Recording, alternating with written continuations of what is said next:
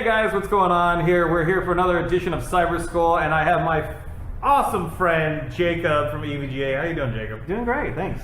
So guys, today on Syber Skool, we're going to talk to you guys about power supplies. A lot of you guys have asked us what the differences with the 80, 80 plus, and then gold and silver and bronze, because I know it's confusing. It's not the Olympics. We're not handing it out to special people and making them feel important. This is about your performance in your PC, but instead of having me do everything and talk about it, I'm going to let Jacob, who's a certified professional here. I mean, I haven't gone to certification class. I don't even know if is there a class for this? I don't think so. Okay, so nobody gets certified here, but he's been working for so long. So let me just ask you, let's start off with, what are the different types of power supplies out there?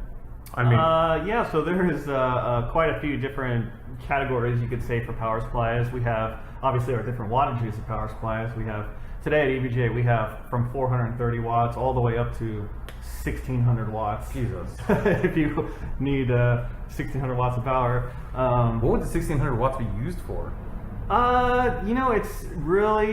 It would be used primarily for, obviously, for multi-GPU setups like 4 graphics cards, or even more in some scenarios, like for some compute systems who can use more than 4 graphics cards, not necessarily gaming systems.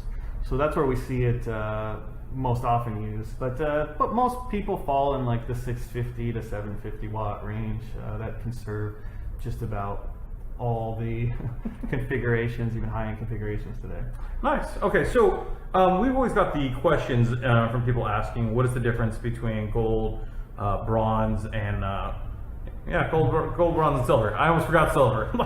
Yeah. So what you're referring to is the 80 plus standard. So 80 plus is a certification that not all, but most power supplies vendors send their power supplies to this third party, 80 plus, who then certifies the power supply. They certify the efficiency. Okay. So when you have an 80 plus logo, that means that your power supply is 80% efficient. And as you get the different ratings, you have bronze, you have gold, you have platinum. Those are how efficient the power supply is. So gold being kind of the most common one, I would say. It's related to how efficient the power supply is, and then you have platinum, titanium, and those are even more efficient. So if you're looking for the utmost efficiency in a power supply, then you'd want to look for a gold or better power supply. And when we're talking about efficiency, that's the wattage that's coming out of the wall, how much of that is being converted and used in the PC. So the excess turns into heat, it turns into waste. So what that means is a more efficient power supply means a lower potential power bill. That's very true. Now, I've always heard that there's a sweet spot to where people want to aim. So like if they have a build that uses up probably 75% of the power for it, that it is like that's like the sweet spot, because it runs more efficient right there with that space. Because if you max it out, it ends up becoming too hot and having issues, and if it's too low, it's underutilizing the power that's in it.